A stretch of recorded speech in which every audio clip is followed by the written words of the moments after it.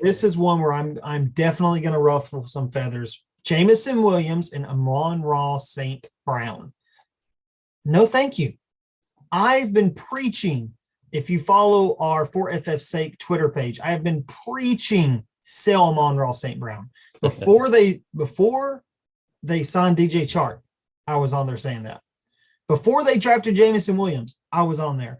If you go back and look at Amon-Ra St. Brown, and I'm going to sound like a broken record here because if you're doing any research, you're going to see this. Amon-Ra St. Brown broke out down the stretch and had a phenomenal end to the season, and I take nothing from him. But when we go to projecting moving forward, I don't think anybody's going to disagree with me that Amon-Ra St. Brown is not going to get 13 and 14 targets a game. It's probably not going to happen ever again unless there's a mass injury and they're tanking again like they were last year, which is a possibility, I guess, right? So when you look at his stretch of games, I think he had like a 6 or 7 game stretch where it was just ridiculous bonkers numbers. DeAndre Swift wasn't playing. TJ Hawkinson wasn't playing. His only competition for targets at that point was 2 Titans rejects who had been cut by the Tennessee Titans, which are obviously known for the receivers, right? So Josh Reynolds, who not necessarily trying to take anything away from him, and Khalif Raymond, 2 guys that nobody has on their fantasy football radar. So let's just start there. I was out on Amon-Ra St. Brown. So Jameson Williams didn't necessarily bury him in the hole anymore for me. He just already made me feel like I told you so moment. Jameson Williams is probably the more iffy take here that people could probably poke some more holes in. It's not that I don't believe Jameson Williams can be really good. I want to start with that. But my thing is he played behind receivers at Ohio State that he couldn't beat out for targets. He couldn't really get a role on the field for. Transfers to Alabama, played against SEC defenses, not taking anything away from him there. But he wasn't drafted to Detroit to be a second fiddle guy. He was drafted to be the guy. And for a player who spent 4 years in college and was never the guy, that's really hard for me to believe. And you heard me say that if you're listening, and you probably thought, how is he not the guy at Alabama? Go look at the target share. John Mechie had 26.9% of that target share at Alabama. Again, I didn't write any notes on these. These are all things that I already strongly feel. So they're just like implanted into my mind here. 26.9%. Fact check me.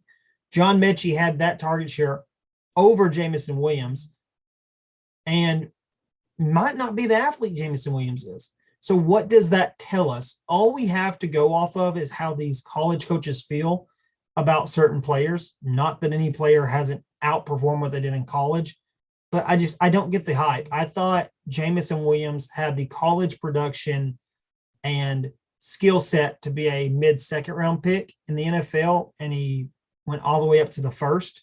And I've seen him as high as I think 104 or 105 in rookie drafts. And to me, I think there's a big bust component, especially when you consider the thing he does best, running deep shots down the field.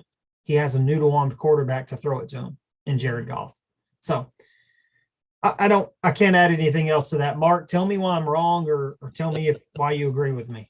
No, I'm on board with most of what you said there, if not all of it. I think Amon was already a question mark because of the fact that, like you said, it was Hawkinson and Swift were out, and his target share went up. But their target shares were a lot higher before they went out, and you can't argue with those numbers at all. So he was one to me that was already iffy.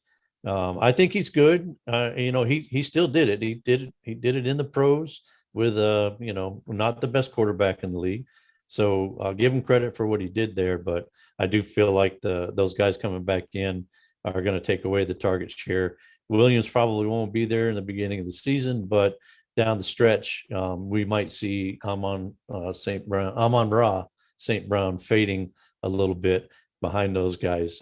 They drafted him at number 12. So you're right. They drafted him to be a top guy. I had him a little further down too.